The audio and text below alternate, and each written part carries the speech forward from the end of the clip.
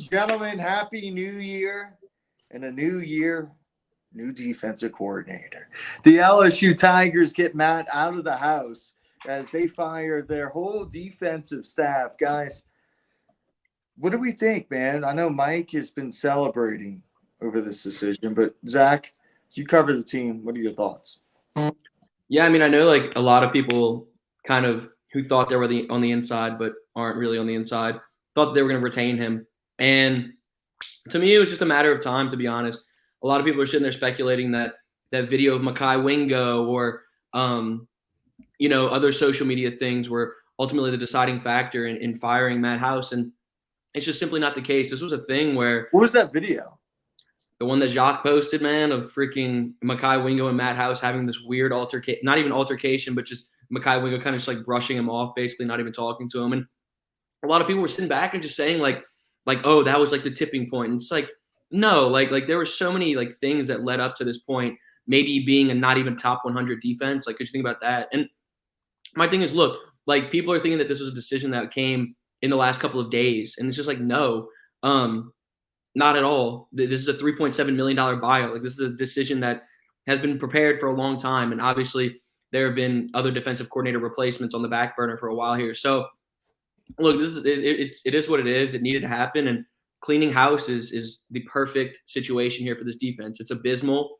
And, you're bringing in some new guys. You got some more transfers on the way that people are going to see sooner rather than later. So look, it needed to happen. And here we are, a complete, overhaul of the staff. And it's kind of a new defensive era.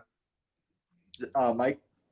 Yeah, I mean, everyone knows the standard for LSU. It's like championship or bust or close to it. So, the way the season transpired with Matt House wasn't really all that great. You can't have one of the worst defenses in program history and expect to keep your job at LSU. So, it really comes to no surprise. Like you said, that video surfaced and it kind of just emphasized a lot of things regarding just the likeness in the locker room. I mean, you saw a lot of the players' reactions on Twitter and social media, just basically just stuff saying they're happy to get rid of him. So really curious to see who they're going to replace him with.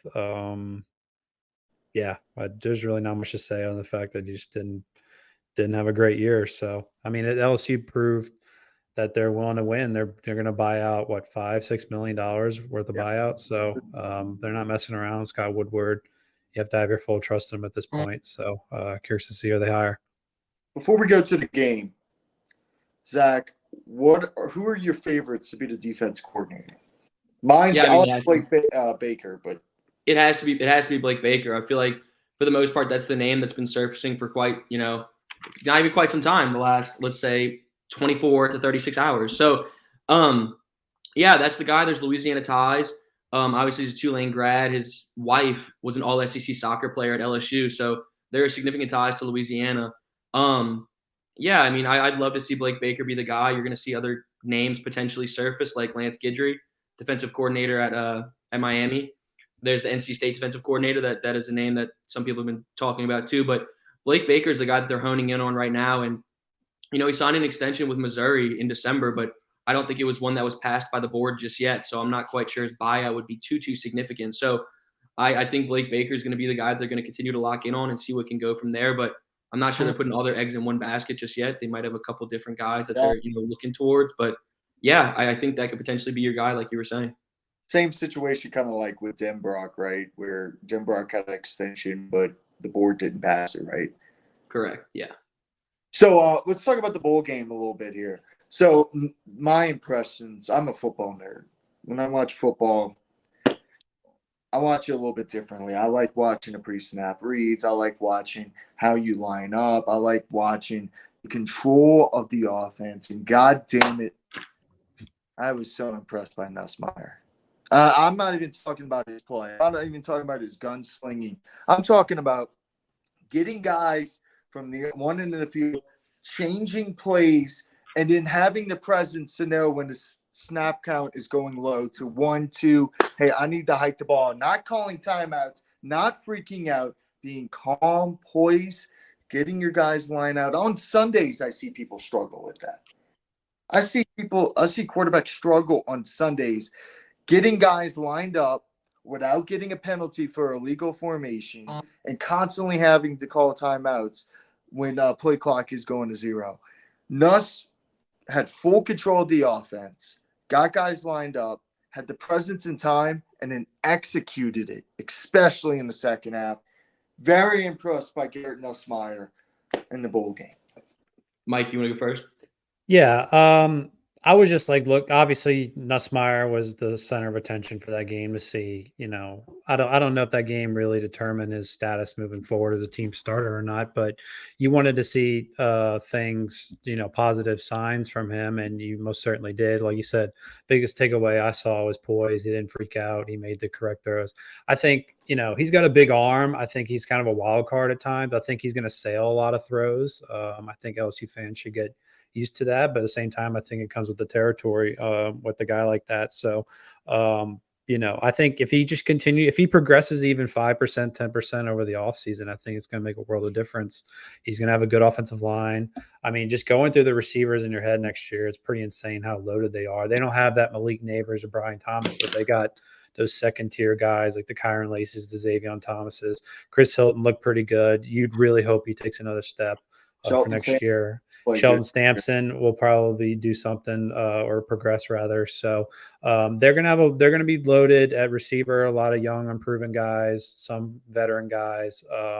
Aaron Anderson. I mean, there's a ton of guys, and then maybe a freshman or two could step up as well. So ton of depth. Trades Green, tight ends are loaded. So he's gonna have a lot of weapons, a lot of running backs. Thought the game went really well. The defense just reiterated how bad they were. The secondary.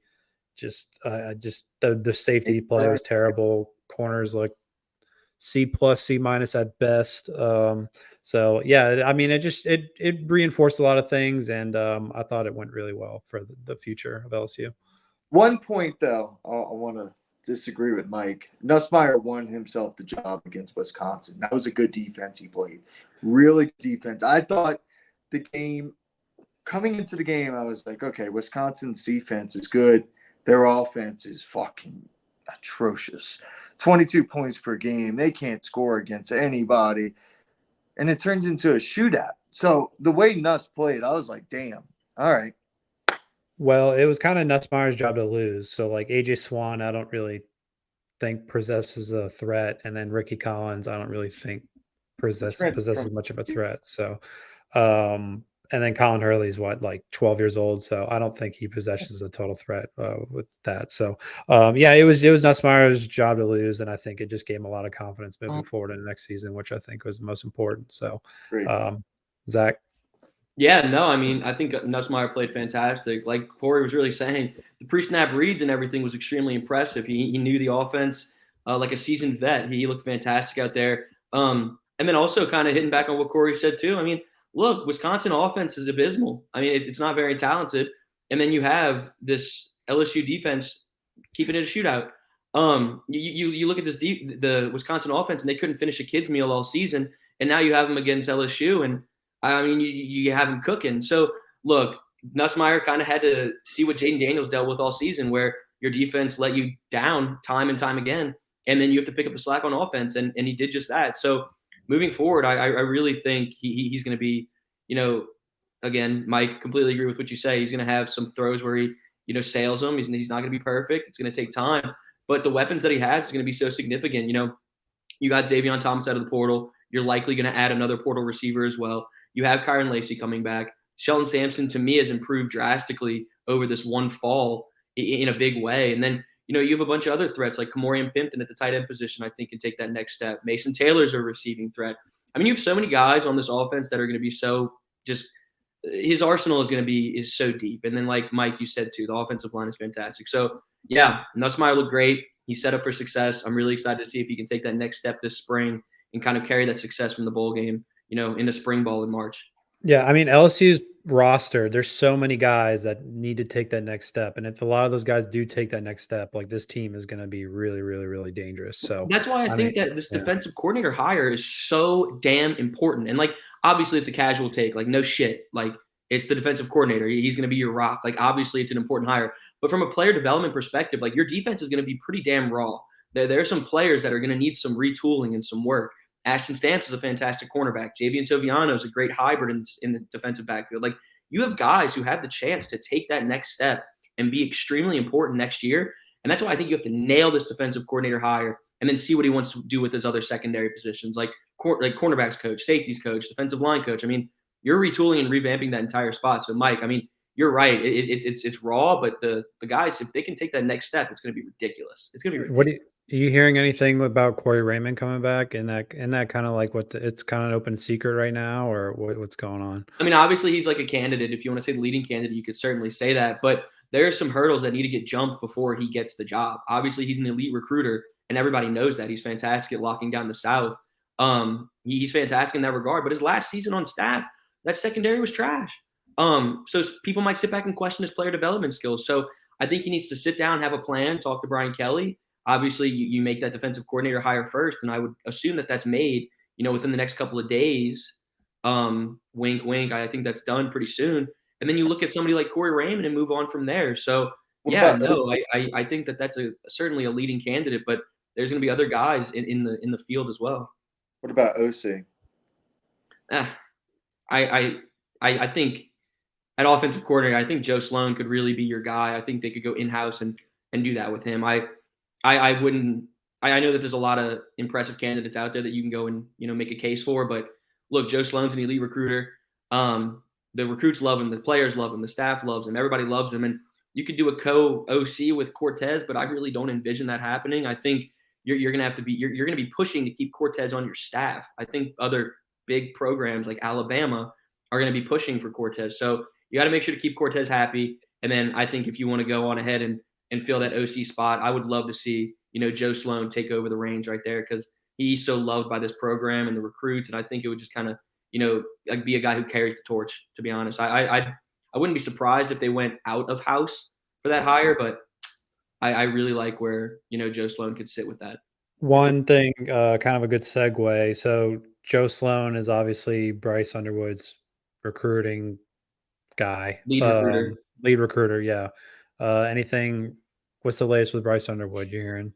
Yeah, I mean, it's kind of a situation where if LSU misses out on Bryce Underwood, I think a lot of people would be pretty damn surprised.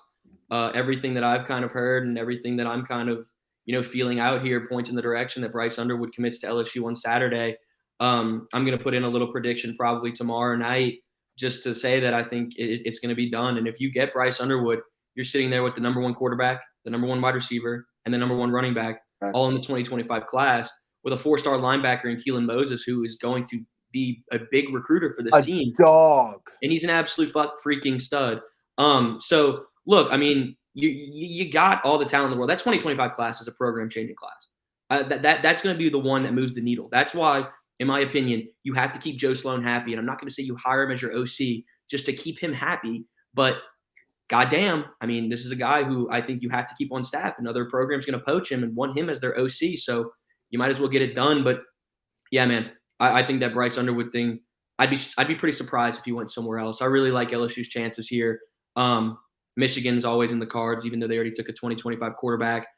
Penn State, Bama got the last official visit, or unofficial visit, because he technically didn't take the official. But I mean, I'd be surprised, because Bama's kind of trending for the number 2 quarterback, George McIntyre, and Bryce Underwood's not scared of smoke. But look, the ramble, I'm going to stop rambling. I think you get Bryce Underwood at the end of the day. Hey, real quick, talking about recruiting, throw something at you. Former Zachary quarterback. Holstein? Yes. Eli Holstein, transferring from Alabama. Tulane's looking for a quarterback. They were in the mix for the USC quarterback, and I'm hearing Ty Thompson now. Do you think Eli Holstein could end up at Tulane? I mean, honestly, that USC quarterback, Malachi Nelson, it sounds like he's going to Boise State. I think Eli Holstein is the type of guy where I think he's going to want to go on a bigger stage. Yeah. I think I'm not going to say anything about him because I don't know him like that, but I know he's pretty damn cocky. I know he has that swagger about him. So I think he's going to be looking to stick at the, pretty high Power 5 level. I'd be pretty surprised if he ended up somewhere like Tulane, but that's no knock against Tulane. I just think this kid has different aspirations at this point. And look, like I'm hearing good things about Ty Thompson. former 5-star recruit, Oregon quarterback. So they get Ty Thompson. I mean, that's a huge get for Tulane. That'd be freaking crazy. I mean, that'd be fantastic for Tulane. They're gonna get a big name. Like they're gonna get somebody. Like it's just a matter of who they get. This quarterback market is James so Madison damn deep. quarterback McLeod as well is another name. Like there's so many guys that you could get. Like the quarterback pool right now is so deep. So Tulane's gonna get their guy. I'm not worried about it at all. I just don't think it would be Holstein or obviously Malachi Nelson. I think he's going to Boise State. Yeah. Now let's switch over to another team playing very well and holding leads. The New Orleans Pelicans, 9-3 in their last 12 games. I believe the 6 or 5 seed. They were the 4 seed, but like wins. They're in the mix. They're playing their best basketball on a back-to-back. And Mike Zion played the back-to-back, and they went in Minnesota, number 1 seed, and they whooped that ass. Playing the best basketball all season. Yes. Do they blow leads? Oh, hell yeah. 9 of their 14 months, they had double-digit leads. But right now, his team has responded. They're playing good basketball. Everybody is fitting in their roles, except Jordan Hawkins, who we need to see more of. But thoughts on the New Orleans Pelicans currently? Go ahead, Zach. Mike, you take that over, man. I just rambled for so long about recruiting and everything. People are going to get bored of my voice. I was thinking, I think that in-season tournament, that L to the Lakers is the best thing that could have happened to this team. I think it was a real wake-up moment. Hell yeah. I really do. I mean, they've responded in probably the best way they probably could have. Was that Memphis game after the in-season? Yeah. It was, right? Okay. Besides that stupid game, I mean, they've been really, really good. They've really been locked in defensively. Larry Nance has made a world of difference. He's come back. Jonas is playing less minutes, but you have a fresher Jonas. He's, defensively he's a lot better. So he plays that small ball 5. But yeah, I mean, you'd like to see Hawkins get a little more run, but there's really not much to complain about with them. Jose's been great.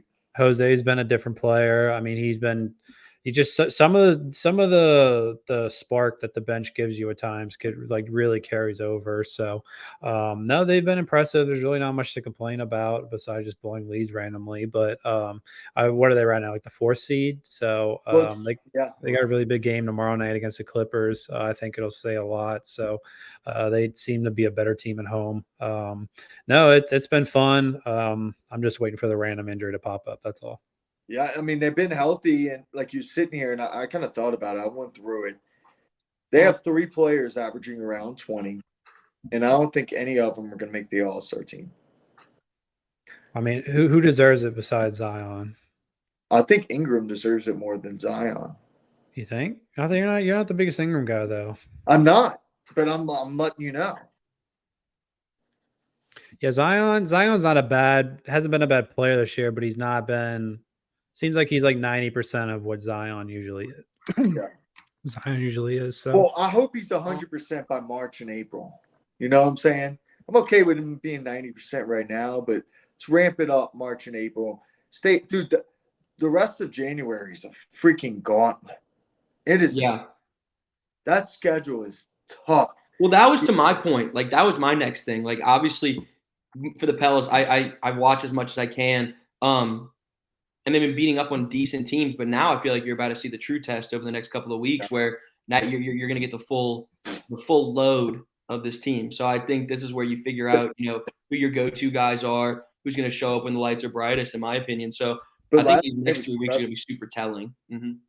Last night on a back-to-back, on the road against the number 1 seed in the West, and you don't just win, you freaking bully them. Yep. I was so happy I didn't have to see that NBA Brazil Timberwolves. That shit is crazy, dude. I sent them a picture of a pelican eating a wolf. What do you like that? Shit is crazy. Lock up. But yeah, dude, happy with the Pels right now. Now let's talk about the most depressing team in the city. It's crazy, man. Like, to say that their most depressing team in the city sucks just because, like, they brought us so much hope. The last 16 years, they were my favorite thing every Sunday. It's going to the Superdome and watching them, man. We knew we were going to beat their ass no matter who we're going to play. I miss that. And then Mickey Loomis yesterday making comments saying, well, Drew Brees' numbers weren't as great in his first year. And I was like, dude, all right. He led the NFL in passing his first year, was second in MVP votes, and he took a 3-13 team to go 10-6 and go to NFC Championship game. He was second in MVP in his first year. Yes, LT won it. Drew Brees was second. That was an asinine statement by Mickey Loomis. Asinine. Do you think they pull the LSU card and end up firing just an absolute slew of people? Coordinators, yes. Yes, I think Pete's gone. So do you think they hang on to Dennis Allen? Yeah. I hate it. Everyone hates it. How do you do that though? Like in my opinion, and I'm not trying to compare like apples or whatever that bullshit ass saying is. You knew you had to fire somebody like Matt House because you were going to lose the goddamn fan base if you kept him on board. How could a major organization like the Saints not sit back and say, if you keep Dennis Allen on board, you're going to lose your fan base? That Superdome, Corey, was booing. I know they booed. It's literally it looks like Tad Gormley on like a Holy Cross versus Shaw game or some bullshit. Like no one's there, no one cares. There's no energy. Why don't you make the major change? Like I don't get it. Like obviously it's not our call, but I can't say that word, but for goddamn sake, like why wouldn't you? Podcast, you could go, Pat McAfee. I don't know, man. Like it just in my opinion, yeah. I don't know how you don't do that. It's bullshit. It's total bullshit. And Mickey Loomis for the last several weeks, Mickey's been great for this fan base, but maybe they need some new blood at general manager too, because Mickey is so out of reality on what everybody thinks. He's sitting there saying, well, like fans don't know what they're talking about. Well, fans are booing for encouragement. Well, Derek Carr's first year is similar to Drew Brees. Booing for encouragement is crazy. It's insane. That's crazy. It's insane. And then to sit here, because everybody's reporting that Dennis Allen's safe. Dennis Allen is like 25-48 as a head coach. It's ridiculous. Nobody believes in him, but like outside of that locker room. And to sit there and say, hey, man, we're just going to keep running it back. What I've heard is the Saints are keeping Dennis Allen. They're going to improve the tackle positions and run it and get a new offensive coordinator and run it back with Carr. It's the exact thing next year. You have no hope for the future. None. Yeah, I've been saying it the past, 5-6 podcasts, but this team's on a 3 to 5 year rebuild, and it's when I say rebuild, it's not even gonna be. Mike. Yeah, Saints fans just have no idea how long this is gonna be. But yeah, if your GM is still in the mind of let's win now, I think this franchise is in deep trouble. That's my exact thing, bro. Like you're not even in a rebuild. Like you're in like a win now mode, but your win now mode still results in you drafting at like the 12 to like 14 slot. Or like the 9 to 13 slot. Like in my opinion, it's not a rebuild. Like you're still sitting there with trash. But when I say rebuild, I mean like you're not going to make the playoffs, and like you kind of like you're borderline. Like you're hovering between a playoff team and not. Yeah, you're the Portland Trailblazers of the NFL. Like you're just in the middle every year. Holy so like shit. no, it's literally the worst. But like hiring Dennis Allen, I mean, I guess it's gonna be a wake up. It's gonna be a reality check next year. I just they're gonna lose.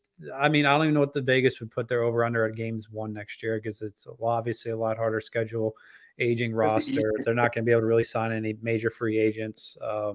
Yeah, I mean, their all pro right tackle is probably going to retire. So Cam Jordan's on his last leg. So, I mean, it's not pretty right now. Marshon Lattimore's apparently out the door too. He wants to be traded. He wants to be traded? Yes.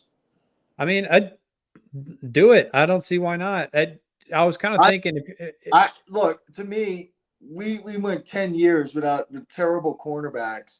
Cornerback is such a hard position to find, dude. And once you have a cornerback, bro, you got a deep. But I was kind of thinking like you've already paid Lattimore, so like if you're going to trade one, I would trade a Debo because a Debo I think does hold value. But then again, I look at what we got for Chauncey, and I thought Chauncey was one of the premier safeties in the league. So cornerback safety is Chauncey. Yeah, corners are definitely more safety. Valuable, no doubt about it. But yeah, I don't know, man. If you got I mean, what would you even get for Lattimore? Late first? Get a lot. Like Jalen Ramsey got what, 2 firsts? for I would Jalen? think I think Lattimore would be in the late first, early second range, and then maybe throw in like a late or like 2/5 or something like that. So I mean, cornerbacks are a premier position, pass rusher, quarterback, tackles. I mean, it's it is a premier position, and you can never have enough DBs. But yeah, I guess you trade Lattimore, and then you put Taylor on the outside, which he's more accustomed to being. He's a better player on the outside anyway. So I'm really not. I don't know what the hell the Saints are doing, but yeah, if our GM trades any future first round picks, I'm officially going to lose it because that's like the one thing we cannot afford to do unless we're trading up for a Jaden Daniels or Drake May or Caleb Williams or whatever. So unless if they mortgage their future for some like tackle or something, we're in serious trouble. So yeah, I don't know. I lose my mind on Twitter. It's like, oh, what do you think? We traded up. Like, need to be doing the opposite. So they need to accumulate picks. The only way this team is really going to like take off again is if they have back-to-back like 2017 type drafts, which it's almost a rarity in the NFL. It's not almost a rarity. It is a rarity in the NFL to have those. So, yeah, I don't know with this franchise at the moment. It's not fun. Just need that guy QB. That's all I'm gonna say. Zach, I got nothing. I voiced my opinion. You're sitting here. You're in the midst of a hovering between a shitty playoff team, and you're just not in a good position for the long haul. You have an aging roster. You have a coach who doesn't know goddamn anything. You're gonna have to replace the coordinators and hope that they can make an impact soon. So it's a tricky situation. It's not a good time to be a Saints fan. purgatory is the worst thing to be in the NFL. Yeah, and then someone's gonna be a scapegoat, and it's gonna be Carmichael. So there's gonna be some. Sometimes I almost feel bad for him, bro. He's so quiet. Like he's just a nerd. He's a punching bag. Like he just sits there and gets rocked and just like eats it. And I'm just like, damn, I feel bad. Yeah, but or like wait, like before I go, because I got to go take this call with this recruit immediately. I want to get you guys, and y'all carry on the Saints talk when I walk away. But I want to get you guys' national championship predictions. That's what I was going to bring up. Yeah. Corey, all right, so let me say this: Penix has impressed the hell out of me. Penix, I thought was a second-round pick. I move him up, man. The way he reads defenses, his balls, he's legit. The injury history doesn't scare you? What? The injury history doesn't scare you? But just his play and the way he reads everything. And like I'm a big proponent on quarterbacks understanding defenses and putting balls in tight windows, and he does that. But Michigan matches up everywhere with Washington. And then Washington's not going to be able to stop Michigan's run. Michigan's going to control the clock of this game, and I believe they're going to win the game. How's Michigan's defensive line to you? Fine. Their secondary is incredible.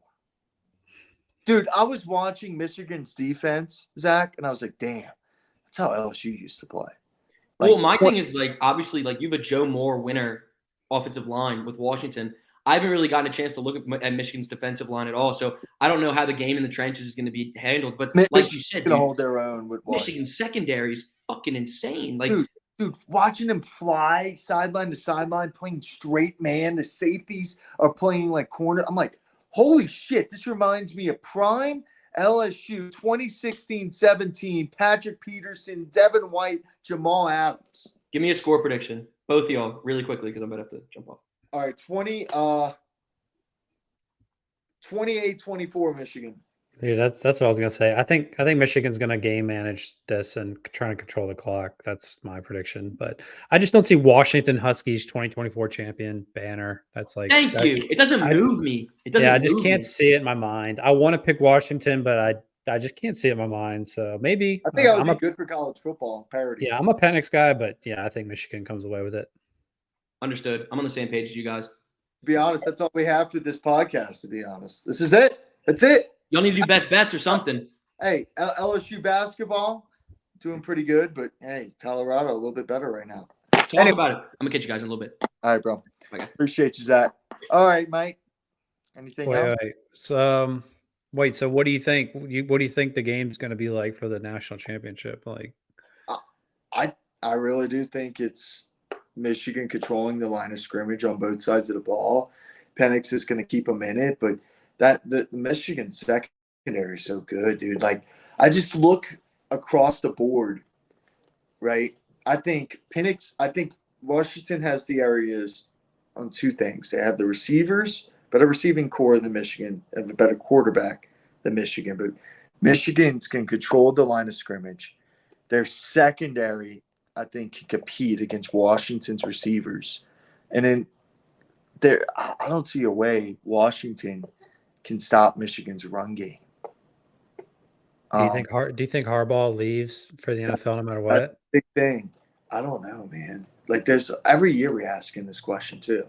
But I saw reports he's talking with the Chargers. Who knows if that's true? But if you win, That's big X factor. look, it'd be a good time to leave. You win a national championship at Michigan. You're like, I brought Michigan back. You know what I'm saying? I brought Michigan back. Let's go back to the NFL. See if I could do that again. Did you think that Milrow play call was a good call? Well, hold on. The snap kind of fucked it up. Two things on there. If he gets a clean snap and looks at the run back out of the backfield, it's 2-on-2. Right? It's not bad odds. Another thing is, as well, if he gets that snap and sees the blocker coming, he doesn't just run straight forward. He tries to bounce it to the outside and gets a corner. So that snap really fucked it up for him. I saw they had some guy on Twitter like slow down the play, and the whole left side was wide open. So, yeah, I mean, I called it too. I was watching my dad. I'm like, they're going to run it with Milrow. I mean, but he rushed it a little bit. That was a bad snap. I didn't think it was a bad play call at all. So, I mean, Bama fans are going to overreact. Kind of freaked out. Yeah, bad snap. Milrow was a little too impatient. But I thought it was overall really good game, obviously. And then what are your thoughts about Quinn Ewers? I'm officially out on that dude after that game. That was bad. That was really bad, dude. I mean, dude, the play calling at the end of the Texas game too. The last three plays, like the first one where he's trying to do a pitch, it looks like a screen pass up the middle. I'm like, dude, you got 15 seconds left. Yeah. That didn't make sense to me. Washington. I mean, I'm not saying. I mean, they were playing aggressive, but they were being like way too aggressive. I mean, they were up 13, 10 minutes left, like the ball and like the 30, and they ran like 3 passing plays. Like, dude, control the game. Like, run the ball a little bit. Take some time off. They wouldn't do it. So, yeah, coaching. They're both well coached teams, but yeah, it was like really questionable in my opinion at the end. But yeah, Washington got it done. But yeah, Ewers. I was a Ewers guy until I watched that game, and it was. Yeah, it wasn't pretty from Ewers at the end. So no, it wasn't. I'm assuming he's coming back. He is. He's got to come back. But what are your thoughts about Dan Campbell and the Lions and the refs? Oh, dude, I don't know. It just further reiterates how ridiculous like all this really is. Like, between the no call, this like just how much refs control the game, specifically the NBA, but like the NFL, like too, like bad. Dude, it's noticeable. I don't understand how the NFL doesn't have full-time referees. Like, aren't a lot of these guys like doctors and lawyers and like respected, like really high professions? So you're multi-billion-dollar entity and you don't have full-time people that literally determine economies and cities. So it like literally blows my mind. Yeah, it just further reiterates how ridiculous some of this stuff is. But typical Detroit Lions, just getting fucked. Yeah, dude. Just like some franchises, it just has it. And I think the Pelicans have it, unfortunately. But I'm gonna keep sitting here bitching about it. So yeah, it's just unfortunate. Yeah, man. And then we got the Flack man. The what?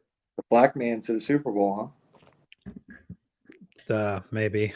I don't know. My friend JD is a massive Ravens fan. He's like, dude, it's gonna happen. Flack's gonna go to Cleveland, or he's gonna win the first game against like Jacksonville, and then he's gonna play Baltimore and beat Baltimore. And he's like, it's gonna happen. I'm like, all right, so we'll see. I mean, Cleveland's defense is so damn good. So dude, they get their quarterback so easy, huh? Yeah, I mean, Myles Garrett is just probably defensive player of the year, be top 2 in voting. So he's really, really good team. I don't know. There's a lot of stuff to be had. NFL, NBA, college football. So good time to be a sports fan. Yep. No doubt, bro. All right, man. Good catching up. And another great podcast here on the 504 Media. And we'll see you guys next week and have a little championship preview, NFL playoffs preview, and talk more Pels. But for now, that's all. Happy New Year's. Like and subscribe too, please. Yay.